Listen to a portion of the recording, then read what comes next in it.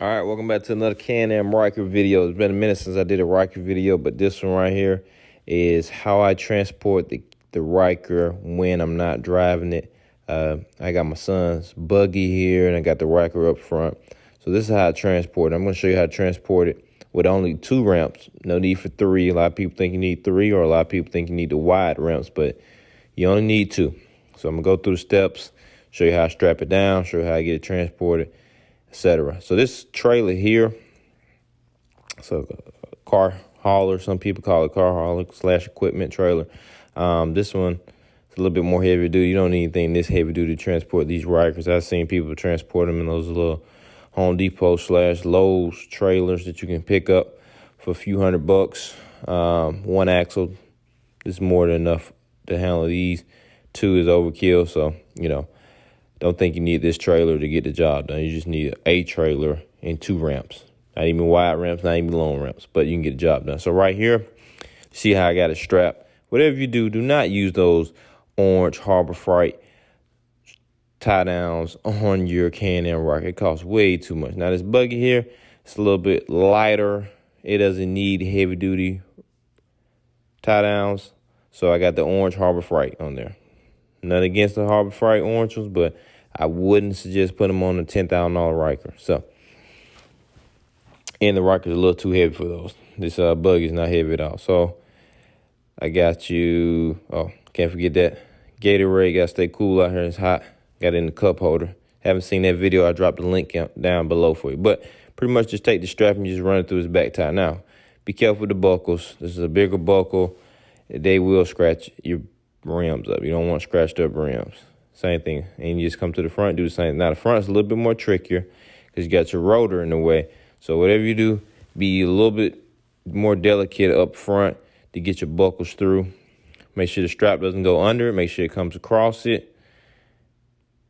Once again, but right back through there and take it off. Now, when we take it off, like this buckle right here, I had to kind of go up. Take my time with it, come back around, done deal. Now, could have used a smaller strap, but these straps are heavy duty, and they just happen to have a thicker buckle at the end of them. So, first thing, I always crank it up. I want to be able to use that brake with no problem. It's going to do about the same regards, but depending on what kind of heel you're on, you might want to have it in forward and let it roll a little bit, just in case you need to pop it back up. Now, I do suggest finding a hill or a bank or a ditch, anything like that. If you can't, then you might have to get some longer ramps. But in this case, I found a little small hill. As you see, it's not a big hill, just a small hill. Now, this trailer does have the little lip at the back of it, so it goes down. I'm not going to cheat you on the video. I'm not going to even use it. I'm going to show you that if your trailer doesn't have that, you don't need it. Like I said, it's just a trailer I borrow from time to time. All right, so I'm not going to even use it. I'm going to take the ramp. I'm going to go right past that. There's be no difference if I had it going out. Just use that. Let's say that was the end of the truck. Just take the ramp, go like that, done deal. Now, let's say you didn't have a hill, then you might need to use the extra little lip right there because you can get the ramp a little farther down. But if you don't have a hill, you know you're not going to be around a hill, concrete all the time, then you can just get some longer ramps, and you can still do it with only 2 ramps, no need for 3. So first thing I like to do is I like put the one in the middle, line it up, make sure it's a little further up, and then I come down. All right. I take my time as I come down. Make sure the first tie sticks. Boom, done deal. Come on down a little bit more. Up a little bit more. And actually, these are 5-foot ramps, for anyone who wants to know. Up, come down a little bit more, then I stop. All right. Stop because I don't have either tie set for the one. So this is what I do.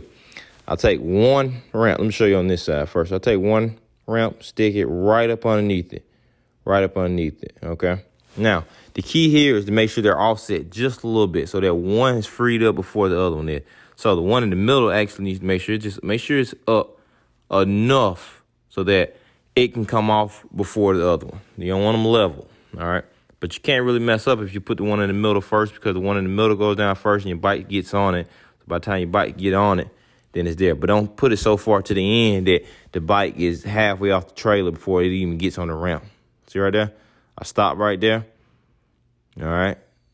Now, see that? Both of those about level, but the one to the right is, you can tell, just a smidge farther back than this one. Stop right there. Tie on the ground. That's where the heel comes in handy. But like I said, if you get a longer ramp, then you won't have to worry about that as well. Boom. Put it on that side. It doesn't have to be up. I use that little plate that's right there. And take the brake back off. Roll right off. Now, this is what I was trying to show you earlier. All you got to do is make sure you got your ramps offset. As long as they're offset, you're going to be in good condition. One down, one up.